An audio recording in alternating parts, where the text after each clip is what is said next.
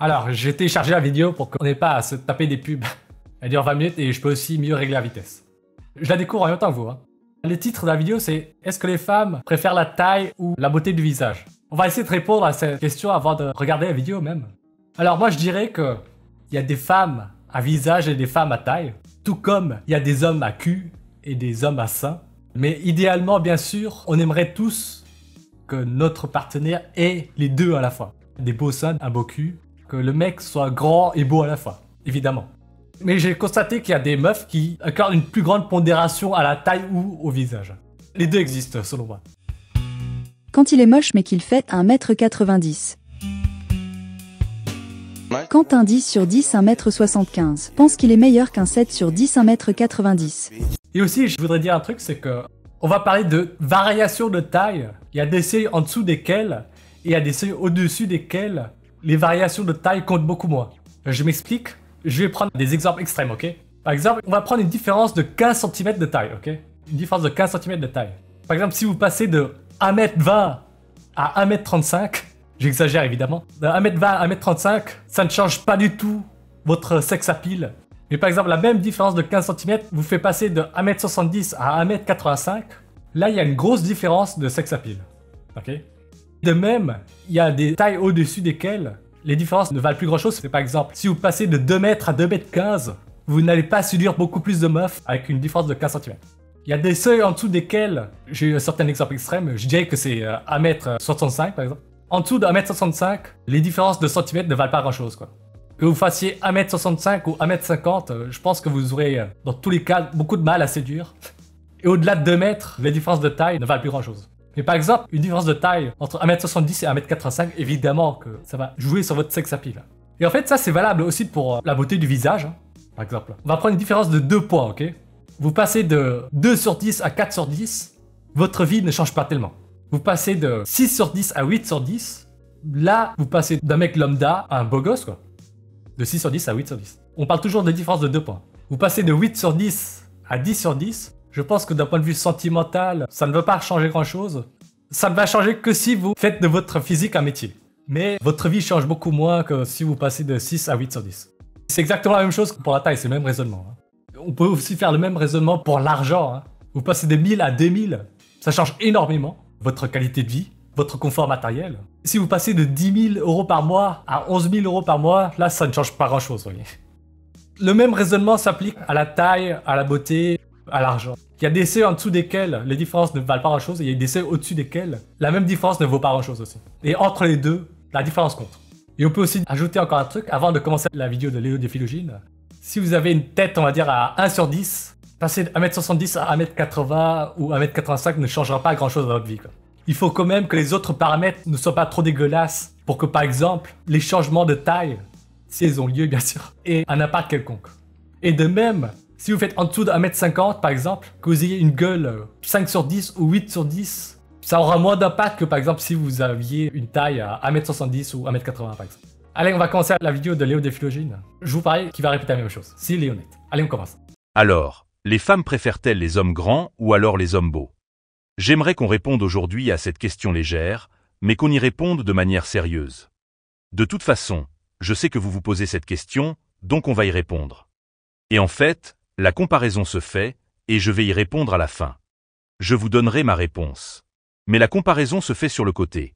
Est-ce qu'il vaut mieux être un homme grand avec un visage moyen, ou alors est-ce qu'il vaut mieux être un homme de taille moyenne mais avec un beau visage? Voilà, vous l'avez en tête.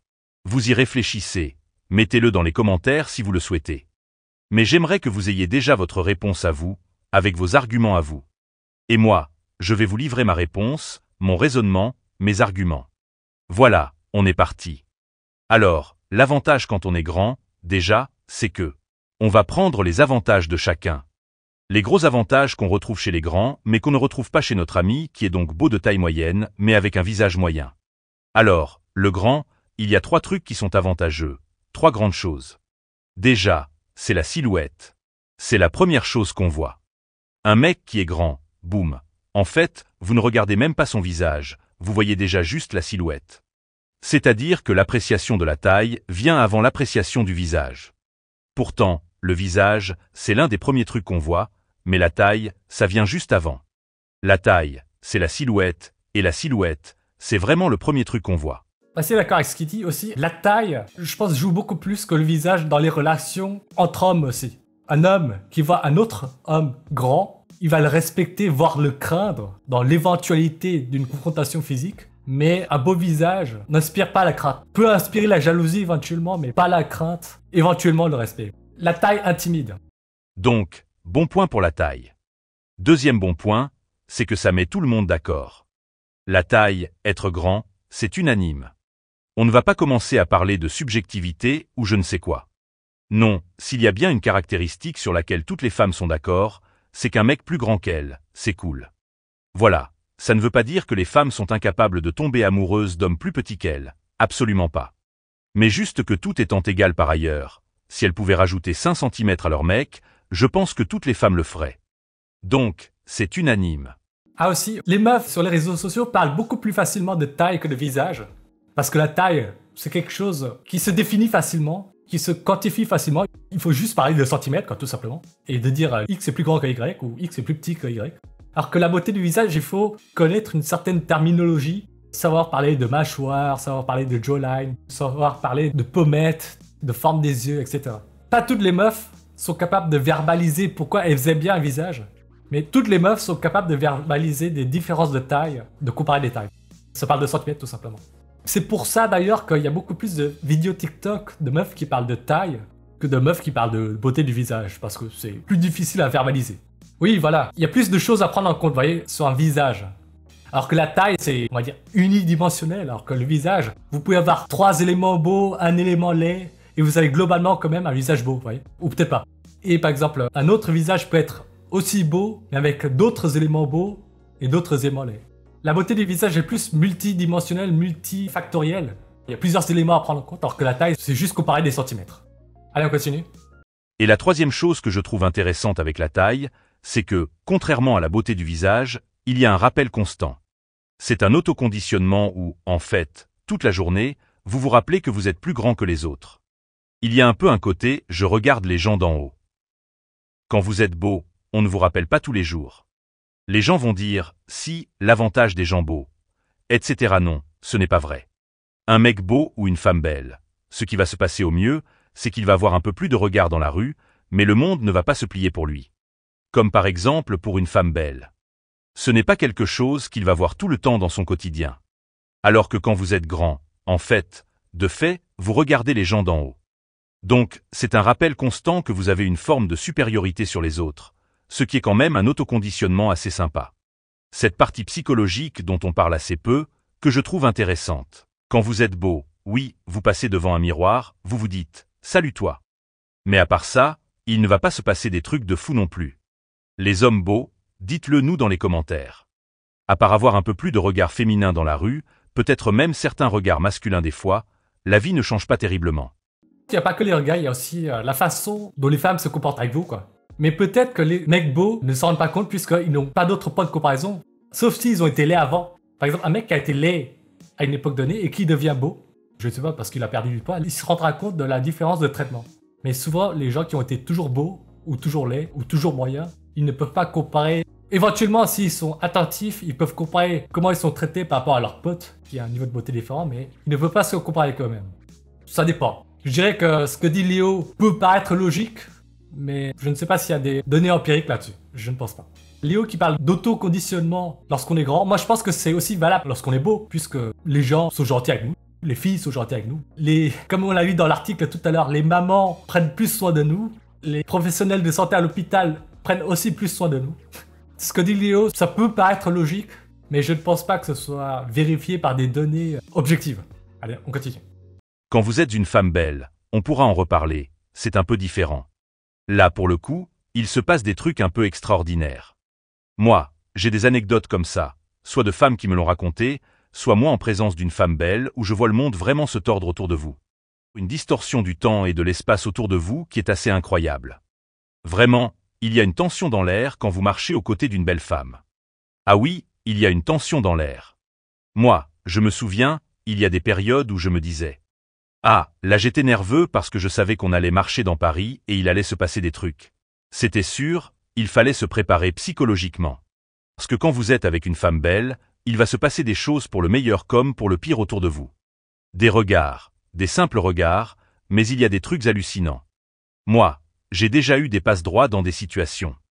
Je me souviens, un jour, pour aller visiter Montmartre, le Sacré-Cœur. Si vous voulez y aller, c'est sympa. On peut aller tout en haut du Sacré-Cœur. Je me souviens, j'étais avec une femme assez jolie et le gars, en fait, elle avait une réduction avec sa carte étudiante ou je ne sais plus trop quoi.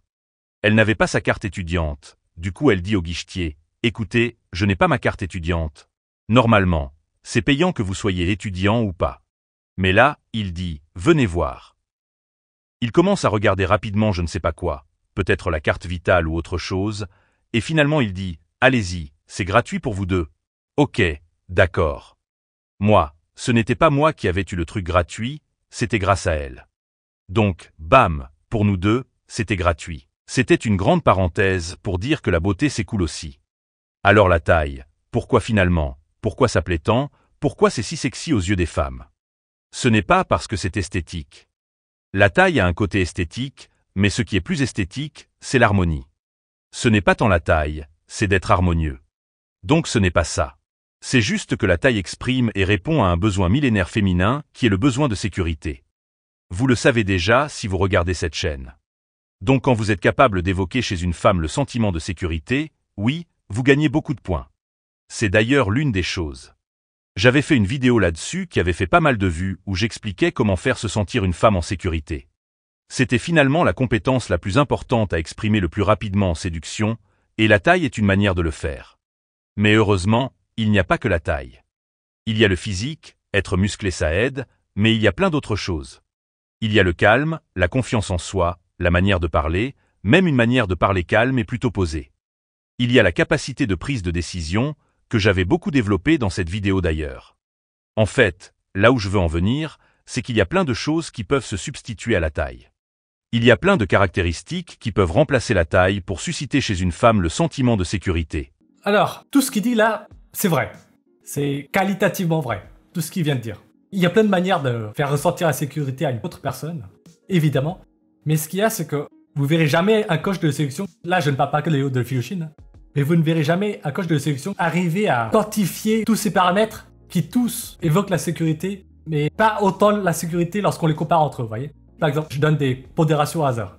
Par exemple, on va dire qu'une grande taille évoque la sécurité chez une meuf, coefficient sur 10. Je donne des coefficients au hasard.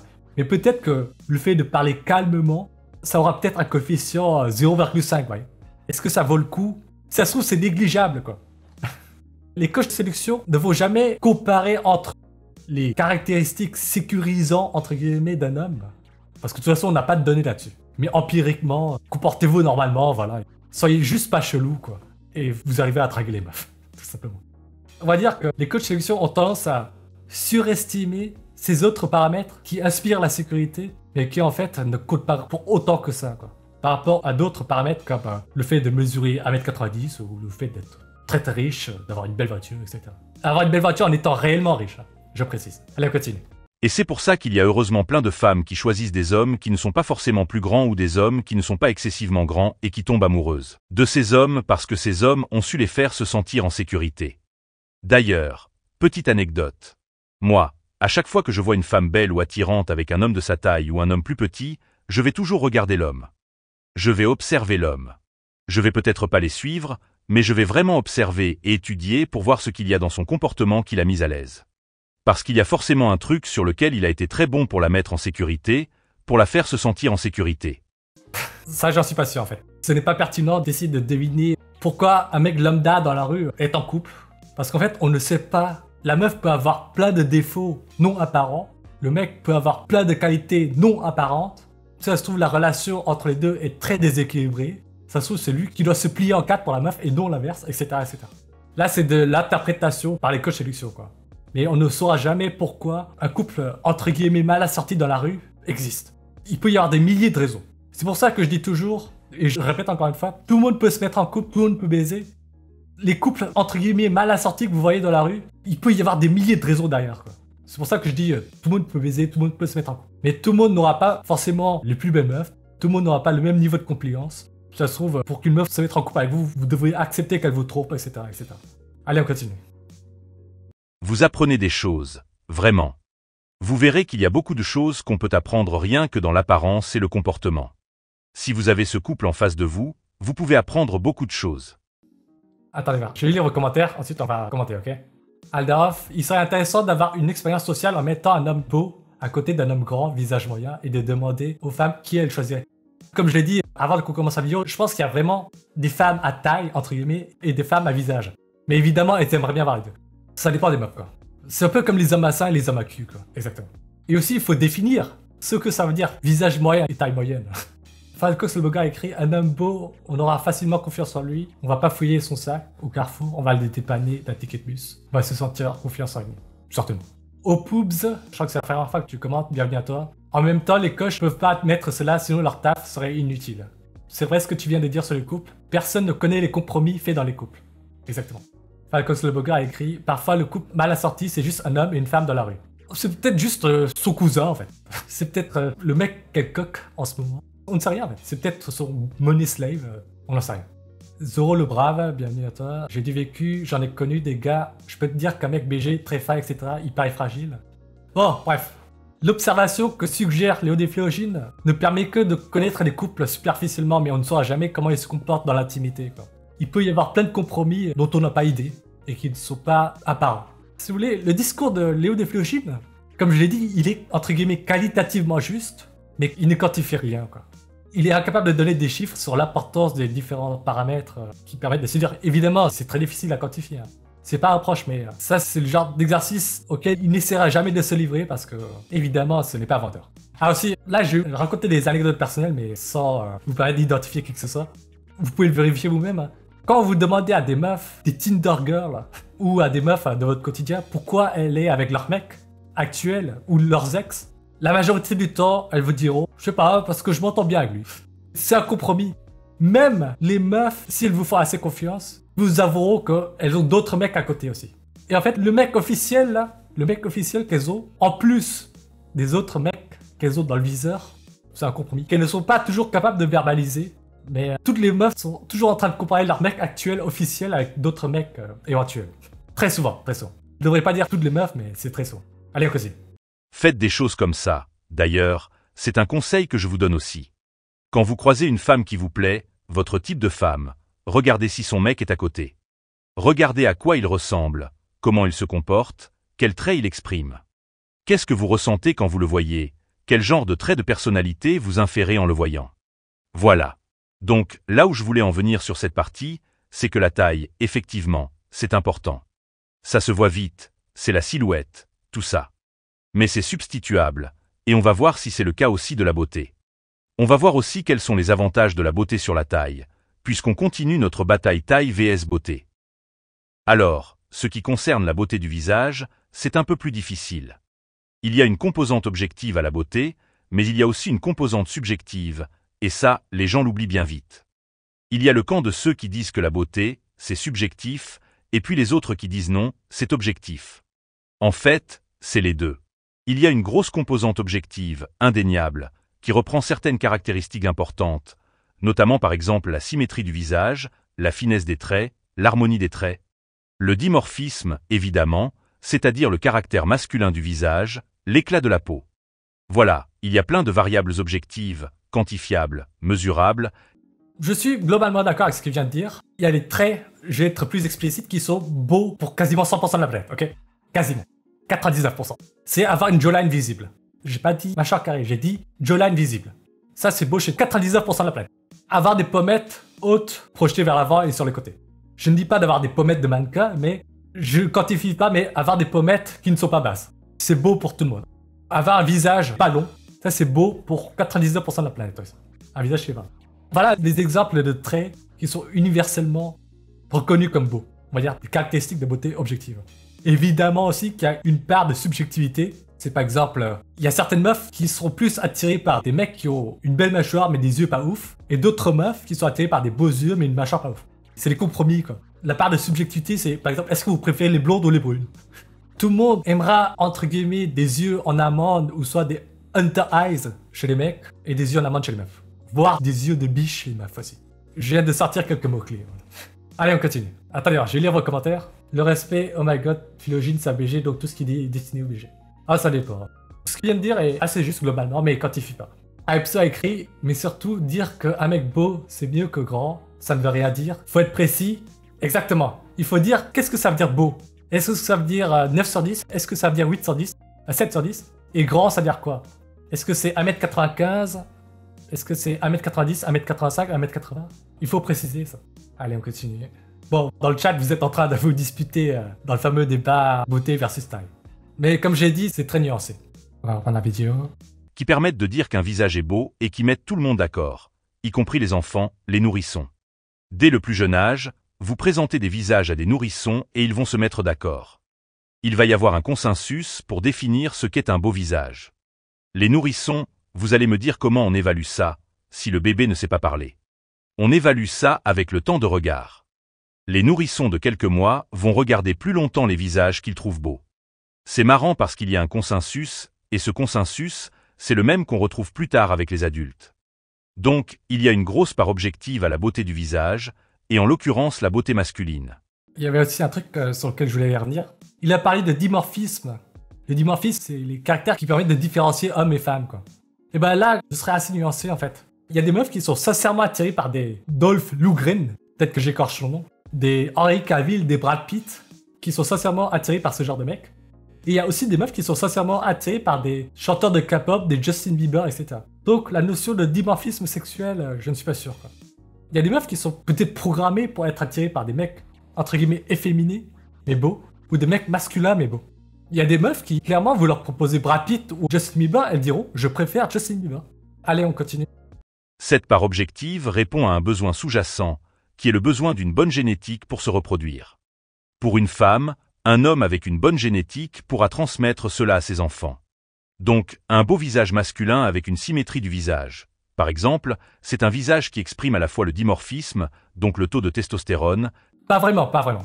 Comme j'ai dit, il y a des meufs qui sont sincèrement plus attirées par les Justin Bieber que des Brad Pitt. Et entre guillemets, Justin Bieber a moins de marqueurs de testostérone que Brad Pitt. Comme j'ai dit dans une vidéo où je parle des beautés androgynes, imaginez qu'il y a une base de caractéristiques qui sont beaux pour les deux sexes. Comme j'ai dit, c'est avoir une jawline visible, avoir des pommettes hautes, avoir des yeux qui ne sont pas tombants, avoir un visage pas long. Ça, c'est beau à la fois pour les hommes et les femmes. Vous voyez, c'est comme avoir un sapin, c'est avoir un visage qui est à la fois beau, qui a des traits beaux, qui sont valables autant pour les hommes que les femmes. Et la cerise sur le gâteau, les guirlandes, entre guillemets, c'est soit avoir des traits qui tendent vers le masculin, ou avoir des traits qui tendent vers le féminin. Qui tendent vers le Brad Pitt, ou qui tendent vers le Justin Bieber ou les chanteurs de K-pop. Allez, on continue. Clairement les marqueurs de la testostérone. Parce que c'est un bon critère de survie. Généralement, un taux de testostérone pour un homme, c'est aussi un bon critère de santé, parce qu'un visage doit objectivement exprimer la santé. C'est votre fiche d'identité pour savoir si vous êtes en bonne santé, le visage et la vitalité. Voilà, ces trois choses répondent à des besoins sous-jacents auxquels répond un beau visage. Mais on verra qu'il y a d'autres choses. Ça, c'est pour la partie objective. Maintenant, en ce qui concerne la composante subjective du visage, déjà, il y a un point intéressant qui est que ce dimorphisme masculin, chaque femme a un curseur différent. C'est-à-dire que toutes les femmes n'ont pas la même appréciation de la beauté d'un visage à partir de son dimorphisme. Ce n'est pas clair ce que je dis, mais je vais vous expliquer. Toutes les femmes n'ont pas le même seuil de tolérance à la masculinité d'un visage. Il y a des femmes pour qui un visage très testostéroné, c'est vraiment le minimum. Il y a des femmes pour qui la beauté d'un homme, c'est un homme qui ressemble à Sébastien Chabal et rien d'autre. Mais il y a en même temps d'autres femmes pour qui Sébastien Chabal, c'est repoussant, ce n'est pas possible. Inversement, Timothée Chalamet est très beau pour certaines femmes, mais repoussant au point d'être dégoûtant pour d'autres. Comment on explique ça? On explique ça par le fait qu'il y a une part subjective dans l'interprétation de la beauté d'un visage à partir de la testostérone. Bref, là, il a exprimé ce que j'ai dit tout à l'heure. Ouais. Sur un spectre où vous avez deux extrêmes, d'un côté vous avez Brad Pitt, Henry Cavill, Dolph Lundgren, et de l'autre vous avez les chanteurs de K-pop, Justin Bieber, etc. Il y a des meufs qui se placent sur tous les points de ce spectre avec ces deux extrêmes. Alors je vais un peu lire vos commentaires une seconde. Le respect écrit, tu penses qu'une meuf qui fait 1m80 genre mannequin attire les mecs plus petits qu'elle? Là ce que je vais dire, ce sont juste des observations. Je pense qu'on voit plus souvent des meufs entre guillemets grandes, c'est-à-dire plus de 1m70, 1m75, se caser avec des mecs de 1m75 et moins que de meufs très petites, c'est-à-dire moins de 1m60. Ça c'est juste mon interprétation. Ouais. Je n'ai pas de données pour confirmer ce que je dis. Mais je pense que les meufs qui sont petites, qui sont en dessous de 1m60, elles sont plus dans l'urgence de trouver un mec très très grand pour compenser leur taille dans l'éventualité d'un gosse qui aura la taille moyenne des deux parents. Si vous voyez ce que je veux dire. Une meuf qui fait 1m75 par exemple, c'est l'équivalent d'un mec qui fait 1m90 quoi. Et donc si une meuf qui fait 1m75 se case avec un mec qui fait entre guillemets seulement 1m70, leur gosse, si c'est un mec, il fera en moyenne 1m80 quoi. Il fera 1m80. Vous voyez ce que je veux dire? Alors qu'une meuf qui fait 1m50, qui se case avec un mec qui fait 1m70, leur gosse en moyenne ne sera pas très grand quoi. J'espère que j'ai répondu à ta question. Aldorf a écrit, mais entre Brad Pitt et Justin Bieber, il y aura toujours un choix unanime, non? Tu prends les points communs entre Brad Pitt et Justin Bieber, c'est cette beauté androgyne qui plaît à 100% des femmes. Ça, c'est comme avoir le sapin sans les guirlandes, quoi. Et le fait de ressembler à Justin Bieber ou Brad Pitt, ça, c'est deux types de guirlandes différentes, qui plairont à certaines meufs et pas à d'autres. Zoro le brave, les adolescentes préfèrent Justin Bieber, les vraies femmes, c'est Brad Pitt. C'est vrai qu'il y a peut-être l'âge qui peut jouer là-dessus. Je suis d'accord. Mais il y a aussi des meufs qui ont 35 ans et plus qui adorent, ils diront sans problème qu'elles préfèrent Leonardo DiCaprio que Brad Pitt, ouais. Ça existe aussi, ça existe aussi. Les efféminés vieillissent très mal. Ils vieillissent pas très mal, ils vieillissent un peu moins bien que les visages très masculins parce qu'il y a plus de support osseux. Il y a plus de support osseux. On continue, je vais lire vos commentaires plus tard. Mais là où je veux en venir, c'est que ce dimorphisme masculin est important pour être beau. Mais le curseur sera à un niveau différent selon la femme que vous avez en face de vous et selon le stade dans son cycle menstruel où elle se situe.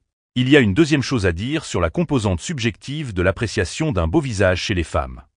C'est aussi l'idée qu'un visage correspond à un archétype. Il y a des femmes qui fantasment sur des archétypes masculins différents. Il y a des archétypes masculins, tels que l'homme d'affaires ambitieux qui s'exprime sur un visage. Il y a l'archétype masculin du bad boy, du voyou. Il y a l'archétype masculin de l'intellectuel, du professeur charismatique, etc. Il y a plein d'archétypes masculins différents qui plaisent à différents types de femmes. Vous pourriez avoir l'archétype masculin du surfeur aventurier aux cheveux longs blonds et le visage qui correspond à cet archétype-là et ne pas plaire à certaines femmes. Bon, moi je pense que l'archétype est beaucoup plus déterminé par l'apprêtement que la génétique quand même. Évidemment, il y a l'archétype, les deux extrêmes, chanteur de K-pop ou Brad Pitt, mais entre l'homme d'affaires ou le surfeur, le bad boy, ça c'est plus une question de vêtements, de coiffure, d'apprêtement quoi. Je veux dire, vous prenez un mec comme Brad Pitt, vous pouvez lui donner un look surfeur, vous pouvez lui donner un look homme d'affaires, juste avec des vêtements quoi. Allez, on continue. Voire même dégoûter certaines femmes qui préféreront un archétype masculin peut-être avec un visage qui ressemble plus à l'idéal du businessman ambitieux. Cheveux courts, barbe taillée finement. Très propre sur lui, etc. D'autres préféreront le voyou avec le visage un peu scarifié. Enfin, il n'y a pas plein, mais il y a plusieurs archétypes masculins. C'est ce que j'ai dit tout à l'heure, c'est plus de l'apprêtement, la coiffure, la longueur de barbe, etc. etc. Ce n'est pas génétique, c'est ce que je veux dire. Il y a des visages qui correspondent à ces archétypes masculins. Pour moi, on tape vraiment dans la partie très subjective de l'appréciation de la beauté masculine. Ça va encore plus loin que ça. Votre visage, que vous le vouliez ou non, exprime des traits de personnalité. Les gens autour de vous infèrent des traits de personnalité à partir de votre visage sans même avoir discuté avec vous. Il y a des visages qui expriment l'intelligence, il y a des visages qui expriment la gentillesse, il y a des visages qui expriment l'agressivité, il y a des visages qui expriment la détermination. L'ambition.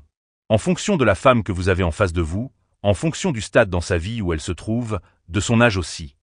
Il y aura des préférences pour certains traits de personnalité qu'elle inférera à partir de votre visage. Ça, c'est fascinant. Ça a été étudié. Il y a vraiment un consensus sur les traits de personnalité que différents visages expriment. Et ça, c'est une vraie question à se poser d'ailleurs. C'est de savoir quel est votre visage avant même que quelqu'un vous ait parlé, vous ait adressé la parole. Quels étaient les traits de personnalité qu'il avait inférés à partir de votre apparence? Il y a certains traits de visage qui sont corrélés à certains traits de personnalité. Je m'explique. Je vais donner des exemples même. Les visages qui sont très compacts, qui sont larges, se retrouvent beaucoup chez les caractères dominants, ambitieux. C'est très lié à la testostérone aussi. Il y a aussi certains traits de visage, par exemple, le fait d'avoir des arcades sourcilières, regard très sévère, évidemment, ça traduit le dimorphisme. C'est impacté par des niveaux d'hormones. Le fait d'avoir la mâchoire carrée et tout ça. Si vous voulez, il y a aussi des intelligences artificielles qui arrivent à estimer votre QI à partir de votre visage. Ça suggère qu'il y a des gènes communs qui codent à la fois pour les reliefs du visage et vos capacités cognitives. Allez, on continue. Déjà, juste de votre visage, quels sont les traits de personnalité qu'on peut inférer? L'intelligence, la gentillesse? Est-ce que c'est une tête de voyou? Est-ce que c'est une tête de mec gentil, rassurant? Peu importe, ça, c'est des vraies questions à se poser.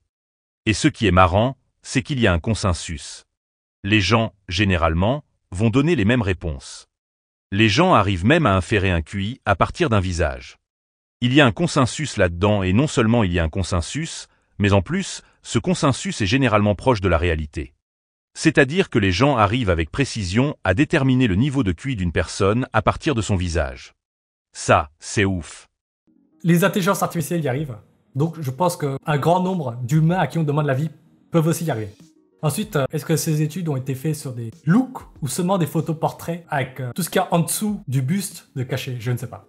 Ensuite, évidemment, il y a des coiffures qui sont plus corrélées à certains statuts socio-économiques que d'autres, évidemment. Évidemment, on parle de statistiques, c'est des généralités. Il y a plein de choses que peut exprimer un visage et qui vont faire s'attacher différents types de femmes. Et d'ailleurs, généralement, quand on s'attache à un visage, c'est beaucoup plus dur finalement lorsqu'on tombe amoureux d'un visage. C'est plus dur de le remplacer que lorsqu'on tombe amoureux d'un homme qui était grand parce que la taille, c'est substituable. La taille, c'est plus courant. Il y a plus d'hommes grands qu'il n'y a d'hommes beaux. Il y a plus d'hommes grands qu'il y a d'hommes beaux. Encore une fois, ça dépend ce qu'il appelle beau et ce qu'il appelle grand, quoi. Par exemple, est-ce que grand pour lui c'est au-dessus d'1m80? Ou est-ce que c'est au-dessus d'1m85? Ou est-ce que c'est au-dessus d'1m90? Et beau, c'est-à-dire quoi? Est-ce que c'est 7 sur 10, 8 sur 10, 9 sur 10? Ça dépend de ce qu'il appelle beau et grand, quoi. Ça veut rien dire de dire il y a plus d'hommes grands que d'hommes beaux. Est-ce qu'il parle d'un écart type de taille, deux écarts type de taille, trois écarts type de taille? Oui, voilà, il précise pas. Allez, continue. C'est un des points où je voulais en venir. Un beau visage réunit tellement de paramètres. C'est une combinaison qui est quand même assez rare, qui fait que si vous regardez bien autour de vous, des hommes beaux. Il n'y en a pas tant que ça en fait. Des visages d'hommes beaux, il n'y en a pas tant que ça. Il y a des hommes grands, il y a des femmes belles, mais il n'y a pas beaucoup d'hommes beaux. Encore une fois, je vais te donner un exemple pour illustrer. Ça dépend de ce qu'il appelle beau et ce qu'il appelle grand. Par exemple, si grand c'est 1m90, 1m90 c'est à peu près 2,5%. Mais est-ce que pour lui, 7 sur 10, ça veut dire être beau? Par exemple, moi je pense que 7 sur 10, il y a un peu plus de 2% des hommes, donc il y a plus d'hommes beaux que d'hommes grands. Ça dépend du seuil de ce qu'il appelle grand et beau, quoi. Je me répète. Pourquoi d'ailleurs? On a l'impression qu'il y a plus de femmes belles que d'hommes beaux. Parce que les éléphants ne volent pas avec leurs ailes. Elle est pas mal celle-là. Parce que j'ai dit des bêtises. Bon bref, total impro. Pourquoi il y a plus de femmes belles? Pourquoi on a l'impression que dans les rues, il y a plus de femmes belles? Parce qu'en fait, c'est plus facile pour une femme de rehausser sa beauté avec du maquillage, de mettre un peu de rouge au niveau des joues pour augmenter l'idée de fertilité, d'agrandir les yeux. Il y a plein de choses, plein d'artifices qu'une femme peut utiliser pour rehausser son niveau de beauté. C'est pour ça qu'on voit plein de femmes qui peuvent passer physiquement, mais les hommes ne peuvent pas faire ça.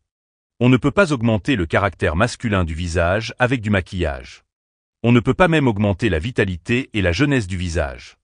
On peut mettre un peu d'anti-cerne, mais c'est limité. Et puis si vous mettez trop d'artifices sur un visage masculin, ça devient plus un visage masculin. Il perd en masculinité, donc il devient moche. Enfin, donc il devient moins attirant aux yeux des femmes en tout cas. Ce qui fait qu'un visage beau, c'est pas courant, et c'est d'autant plus rare que vous vieillissez. Parce que, autant quand on est dans la vingtaine, on peut se reposer uniquement sur la génétique, autant à partir de 30 ans. Votre visage commence à porter les marques des habitudes que vous avez prises ces 10 dernières années, homme ou femme d'ailleurs. Je tenais à revenir lorsqu'il disait pourquoi il y a plus de femmes belles que d'hommes beaux. Évidemment que les femmes ont plus d'outils pour s'embellir, le maquillage, tout ça. Mais il y a aussi un truc, c'est que, hormonalement, les hommes sont programmés pour être moins sélectifs que les femmes. Je m'explique. Si vous voulez, les femmes sont obligées d'être plus sélectives puisqu'elles portent les gosses. Et c'est d'ailleurs confirmé par des témoignages de trans. Les femmes qui deviennent hommes, qui deviennent des hommes trans, elles disent toutes que lorsqu'elles prennent de la testo, elles se mettent à comprendre pourquoi les hommes ne pensent qu'au cul. Si vous voulez, une femme qui devient un homme trans, avec une prise de testo, elle se met à abaisser son seuil d'excitabilité, son seuil de tolérance de la beauté chez l'autre sexe, quoi. Son seuil d'acceptabilité. La testostérone fait que les hommes sont moins sélectifs. Ce qui fait qu'à partir de 30 ans, c'est une généralité, mais à partir d'un certain âge, les beaux visages deviennent de plus en plus rares. Il y a toujours autant de grands, mais il y a de moins en moins de beaux visages parce que l'environnement laisse de plus en plus son empreinte sur votre visage. Les habitudes que vous avez prises ces dernières années laissent de plus en plus leur empreinte sur votre visage et viennent ternir même votre capital génétique. Si vous avez passé, par exemple, les 5 dernières années à picoler le samedi soir, Oui, la testo fait baisser l'exigence, oui. Quand t'as vachement envie de baiser, t'acceptes plus de meufs qu'après avoir peut-être vidé les couilles. Voilà. J'avais dit ça dans une vieille vidéo comme blague. Après de vous être déchargé, toutes les meufs perdent 2 points sur 10. Allez, on continue. Mal dormir, stresser et avoir des cernes de 100 pieds de long. C'est sûr que vous n'aurez plus la même beauté que vous aviez à 25 ans. Et ça, c'est le cas pour beaucoup de gens qui, en fait, se sont un peu reposés sur leur laurier et n'ont pas mis en place de bonnes habitudes pour garder un beau visage masculin. Et c'est pour ça que j'ai créé le projet Adonis, pour vous expliquer comment atteindre le plus rapidement possible le potentiel maximal de votre beauté du visage et le garder sur le long terme. Là où ça devient intéressant, c'est quand vous gagnez en maturité, en expérience, mais tout en gardant votre visage, tout en gardant la même apparence au fur et à mesure des années. Et ça, c'est ce que j'appelle l'effet vampire. Et c'est ça, pour moi, un des ingrédients les plus puissants pour rester séduisant en tant qu'homme. C'est de prendre la maturité de l'homme qui gagne en expérience, mais de garder le même visage que vous aviez à 25 ans. Si vous arrivez à faire ça, vous allez devenir excellent. Le temps ne joue pas contre vous, comme c'est le cas pour la majorité des hommes. C'est ce que je développe dans mon programme Projet Adonis, qui est vraiment complet, où il y a vraiment tout ce que vous devez savoir pour avoir un beau visage, une belle gueule. Et je parle même des cheveux aussi parce que les cheveux, c'est important. Et en ce moment, justement, vu que je vous parle de vampires, je vous fais une petite promotion Halloween, promo vampire. Donc, j'ai décidé non seulement de vous offrir Projet Adonis à un prix réduit. J'avais fait la vidéo de son projet Adonis. J'ai remarqué qu'il a changé sa page de vente. Elle est plus du tout identique à lorsque j'avais fait la vidéo de lui. Je pense que le contenu est toujours le même, quoi.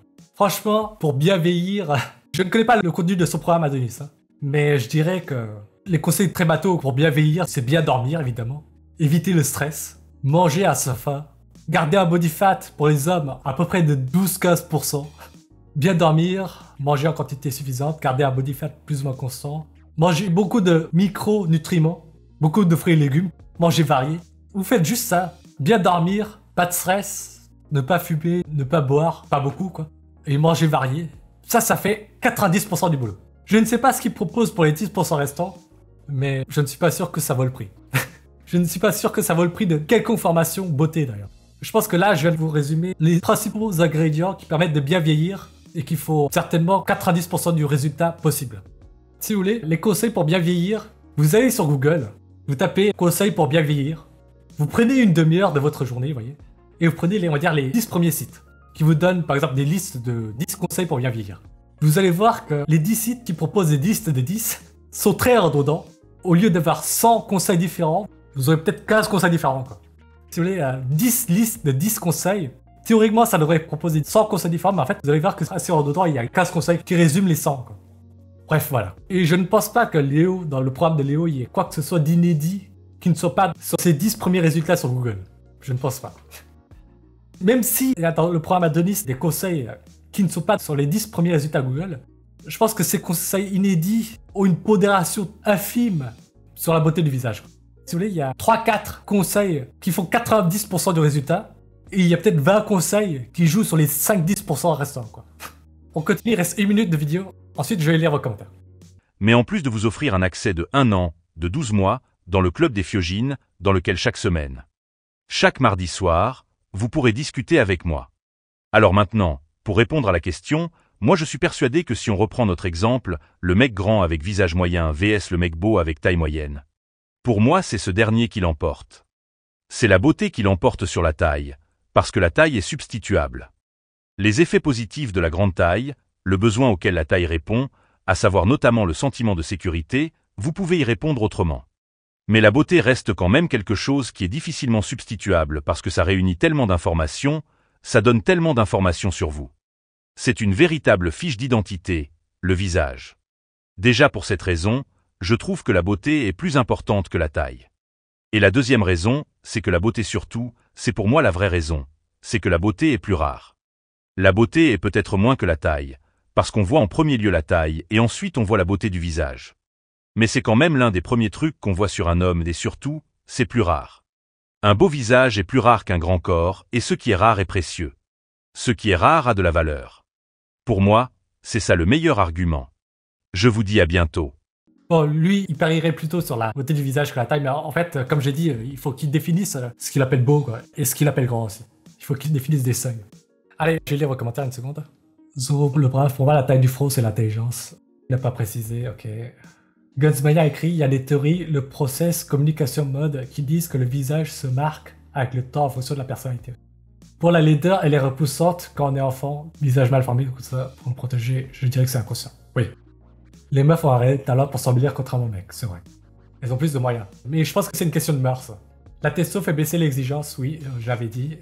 Effet vampire, heureusement qu'il est là. Vide le programme, les cheveux, pas de chance pour les cheveux. Ok. Tellement un film comme marge d'amélioration. Si t'es moche, t'es moche. C'est bien de donner l'espoir pour vendre des formations. Colonne à raclette, perdu à toi. La méta crème solaire t'approuve. Hype dit, de toute façon, le meilleur coach en séduction, c'est le chirurgien esthétique.